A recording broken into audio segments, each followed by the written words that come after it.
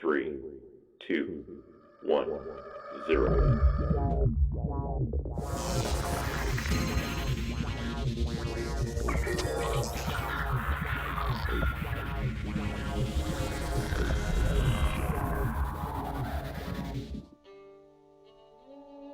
Sound. Are Luc Dubois and Willem Thoben. The history of music is, in many ways, the history of technology. From developments in the writing and transcription of music, notation, to the design of spaces for the performance of music, acoustics, to the creation of musical instruments, composers and musicians have availed themselves of advances in human understanding to perfect and advance their professions. Unsurprisingly, therefore, we find that in the machine age these same people found themselves first in line to take advantage of the new techniques and possibilities offered by electricity, telecommunications, and, in the last century, digital computers to leverage all of these systems to create new and expressive forms of sonic art. Indeed, the development of phonography, the ability to reproduce sound mechanically, has, by itself, had such a transformative effect on oral culture that it seems inconceivable now to step back to an age where sound could emanate only from its original source. Point 1. The ability to create, manipulate, and reproduce lossless sound by digital means is having, at the time of this writing, an equally revolutionary effect on how we listen. As a result, the artist today working with sound has not only a huge array of tools to work with, but also a medium exceptionally well suited to technological experimentation. Music and sound programming in the arts. Thomas Edison's 1857 invention of the phonograph and Nikola Tesla's wireless radio demonstration of 1893, paved the way for what was to be a century of innovation in the electromechanical transmission and reproduction of sound. Emil Berliner's gramophone record, 1887, and the advent of AM radio broadcasting under Guglielmo Marconi, 1922, democratized and popularized the consumption of music, initiating a process by which popular music quickly transformed from an art of minstrelsy into a commodified industry worth tens of billions of dollars worldwide. 2 New electronic musical instruments, from the large and impractical telharmonium to the simple and elegant theremin multiplied in tandem with recording and broadcast. Technologies and prefigured the synthesizers, sequencers, and samplers of today. Many composers of the time were, not unreasonably, entranced by the potential of these new mediums of transcription, transmission, and performance. Luigi Russolo, the futurist composer, wrote in his 1913 manifesto The Art of Noises of a Futurist Orchestra, harnessing the power of mechanical noise-making and phonographic reproduction to liberate sound from the tyranny of the merely musical. John Cage, in his 1937 monograph Credo, The Future of Music, wrote this elliptical doctrine. The use of noise to make music will continue and increase until we reach a music produced through the aid of electrical instruments which will make available for musical purposes any and all sounds that can be heard. Photoelectric, film, and mechanical mediums for the synthetic production of music will be explored. Whereas, in the past, the point of disagreement has been between dissonance and consonance, it will be, in the immediate future, between noise and so-called musical sounds. 3. The invention and wide adoption of magnetic tape as a medium for the recording of audio signals provided a breakthrough for composers waiting to compose purely with sound. In the early post-war period, the first electronic music studios flourished at radio stations in Paris, ORTF, and Cologne, WDR. The composers at the Paris studio, most notably Pierre Henry and Pierre Schaeffer, developed the early compositional technique of musique concrète, working directly with recordings of sound on phonographs and magnetic tape to construct compositions through a process akin to what we would now recognize as sampling. Schaeffer's Étude auxiliary Chemins de Fer, 1948, and Henry and Schaeffer Symphonie pour un homme seul are classics of the genre. Meanwhile, in Cologne, composers such as Herbert Imart and Karl-Heinz Stockhausen were investigating the use of electromechanical oscillators to produce pure sound waves that could be mixed and sequenced with a high degree of precision. This classic electronic music was closely tied to the serial techniques of the contemporary modernist avant-garde, who were particularly well suited aesthetically to become crucial advocates for the formal quantification and automation offered by electronic and, later, computer music. For the Columbia-Princeton Electronic Music Center, founded by Vladimir Ussachevsky, Otto Lwenning, Milton Babbitt, and Roger Sessions in New York in 1957, staked its reputation on the massive RCA Mark II sound synthesizer, a room-sized machine capable of producing and sequencing electronically generated tones with an unprecedented degree of precision and control. In the realm of popular music, pioneering steps were taken in the field of recording engineering, such as the invention of multi-track tape recording by the guitarist Les Paul in 1954. This technology, enabling a single performer to overdub her/himself onto multiple individual tracks that could later be mixed into a composite, filled a crucial gap in the technology of recording and would empower the incredible boom in recording studio experimentation that permanently cemented the commercial viability of the studio recording in popular music. Composers adopted digital computers slowly as a creative tool because of their initial lack of real-time responsiveness and intuitive interface. Although the first documented use of the computer to make music occurred in 1951 on the Xerox machine in Sydney, Australia, the genesis of most foundational technology in computer music as we know it today came when Max Matthews, a researcher at Bell Labs in the United States, developed a piece of software for the IBM 704 mainframe called Music.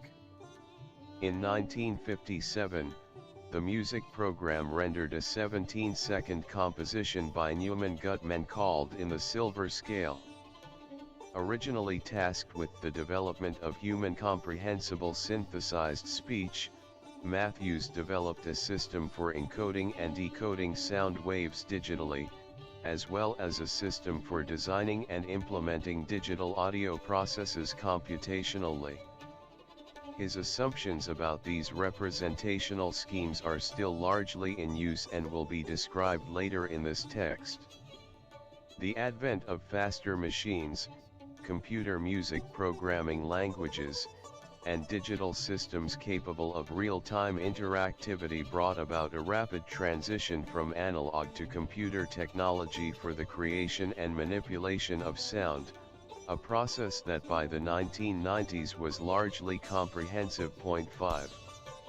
Sound programmers, composers, sound artists, etc., use computers for a variety of tasks in the creative process. Many artists use the computer as a tool for the algorithmic and computer-assisted composition of music that is then realized offline. For Legeran Hiller's Iliac Suite for String Quartet, 1957, the composer ran an algorithm on the computer to generate notated instructions for live musicians to read and perform, much like any other piece of notated music. This computational approach to composition dovetails nicely with the aesthetic trends of 20th century musical modernism, including the controversial notion of the composer as researcher, best articulated by serialists such as Milton Babbitt and Pierre Boulez, the founder of IRCAM. This use of the computer to manipulate the symbolic language of music has proven indispensable to many artists, some of whom have successfully adopted techniques from computational research in artificial intelligence to attempt the modeling of pre-existing musical styles and forms. For example, David Cope's 5,000 works, and Brad Garton's rough logarithms use stochastic techniques from information theory such as Markov chains to simulate the music of J.S. Bach and the styles of Indian Carnatic, sitar music, respectively. If music can be thought of as a set of informatics to describe an organization of sound, the synthesis and manipulation of sound itself is the second category in which artists can exploit the power of computational systems.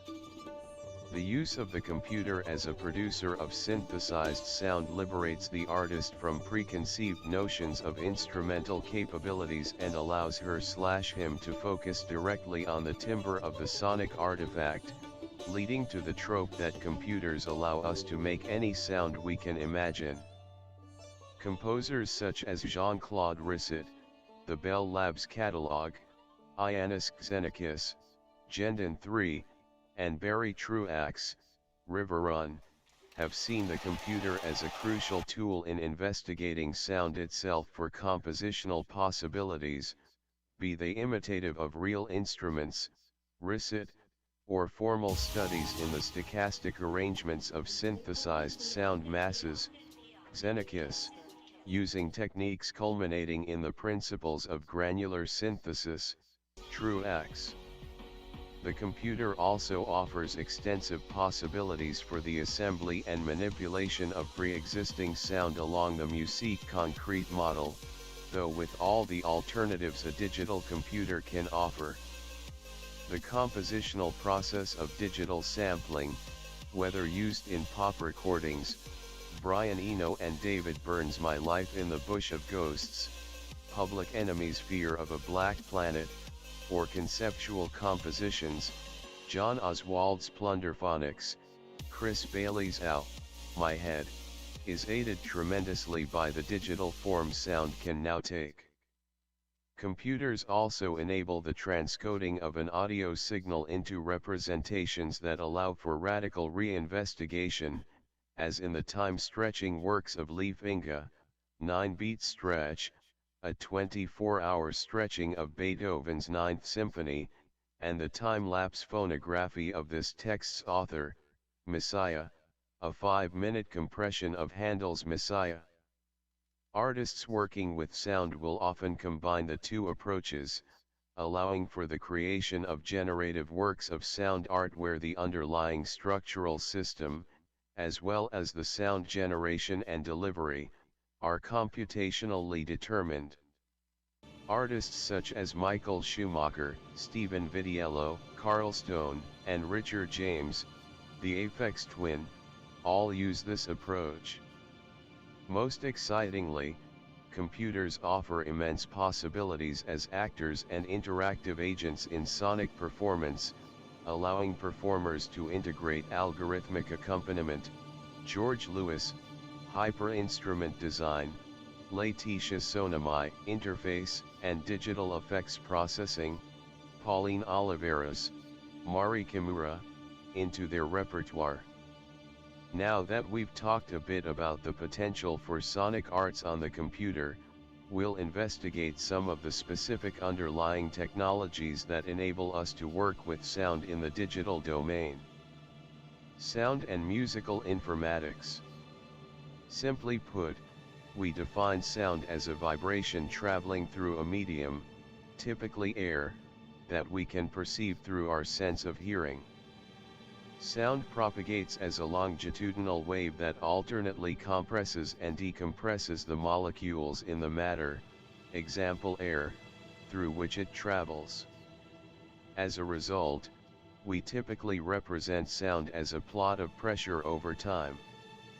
This time domain representation of sound provides an accurate portrayal of how sound works in the real world, and, as we shall see shortly, it is the most common representation of sound used in work with digitized audio.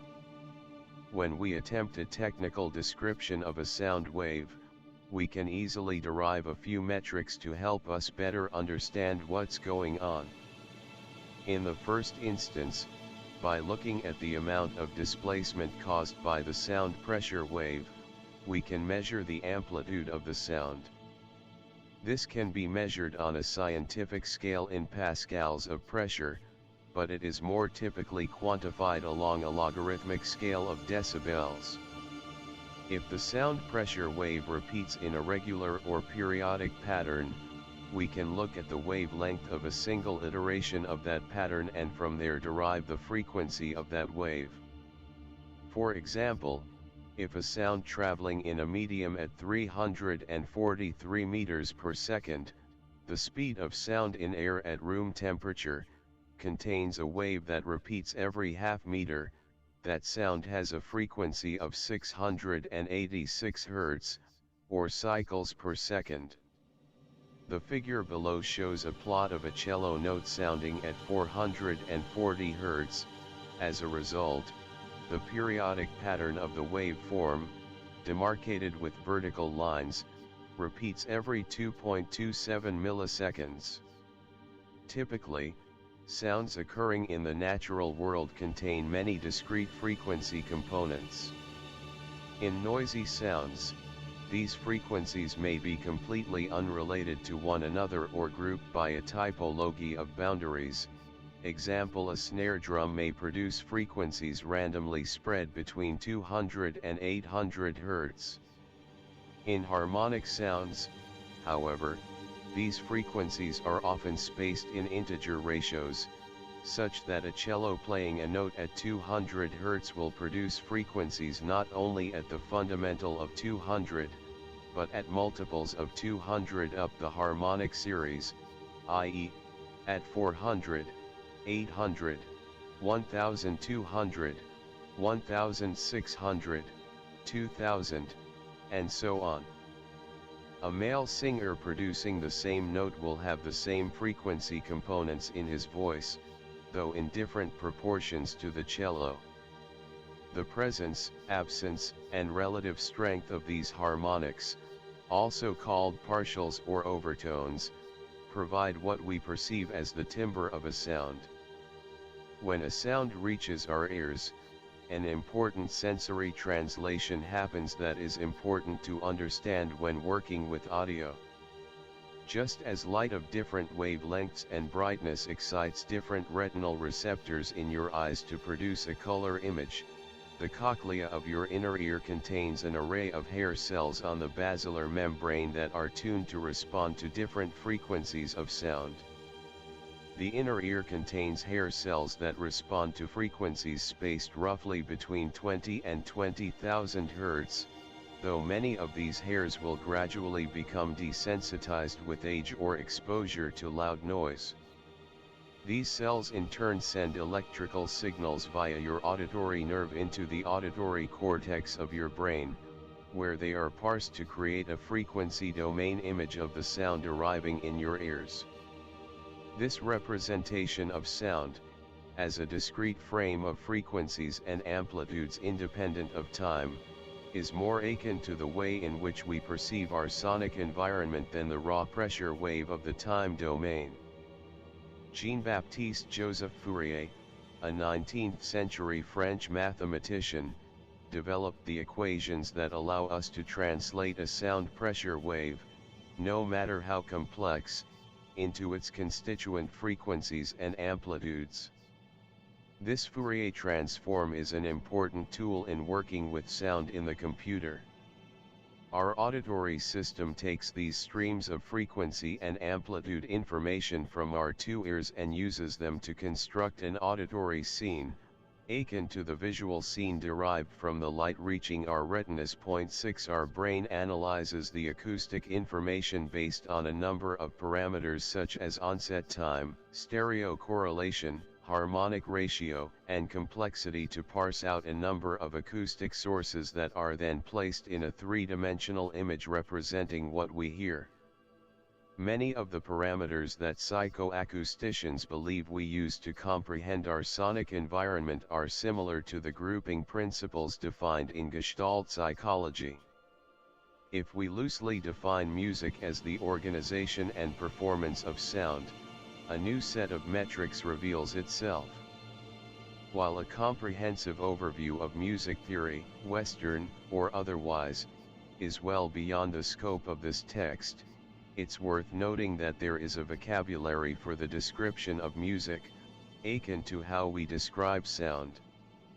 Our system for perceiving loudness and pitch, useful musical equivalents to amplitude and frequency, work along a logarithmic scale, such that a tone at 100 Hz and a tone at 200 Hz are considered to be the same distance apart in terms of pitch as tones at 2000 and 4000 Hz.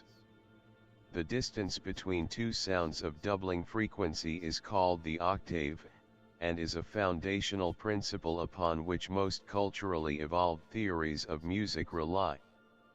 Most musical cultures then subdivide the octave into a set of pitches, example 12 in the Western chromatic scale, 7 in the Indonesian Palog scale, that are then used in various collections, modes or keys.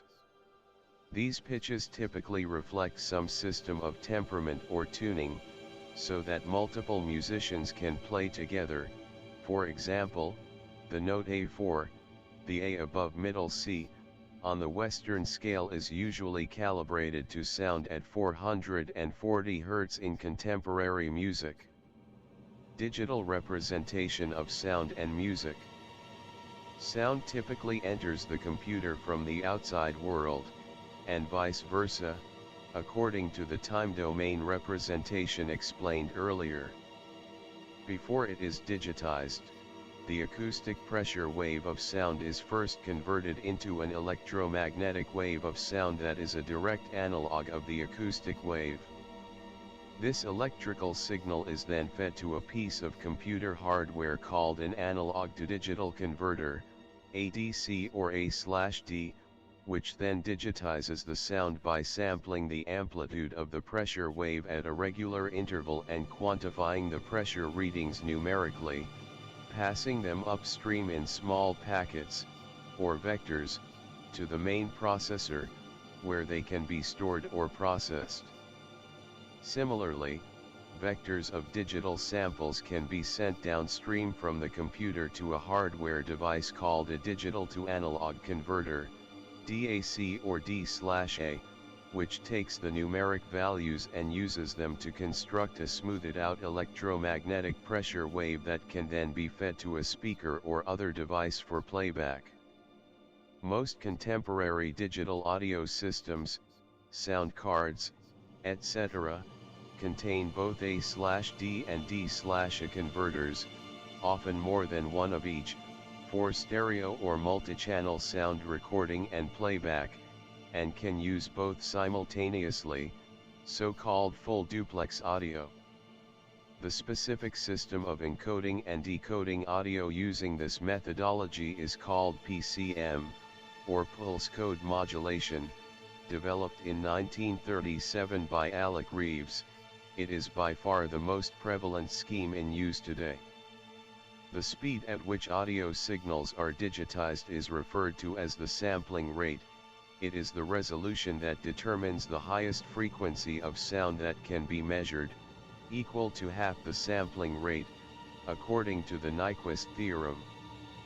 The numeric resolution of each sample in terms of computer storage space is called the bit depth. This value determines how many discrete levels of amplitude can be described by the digitized signal.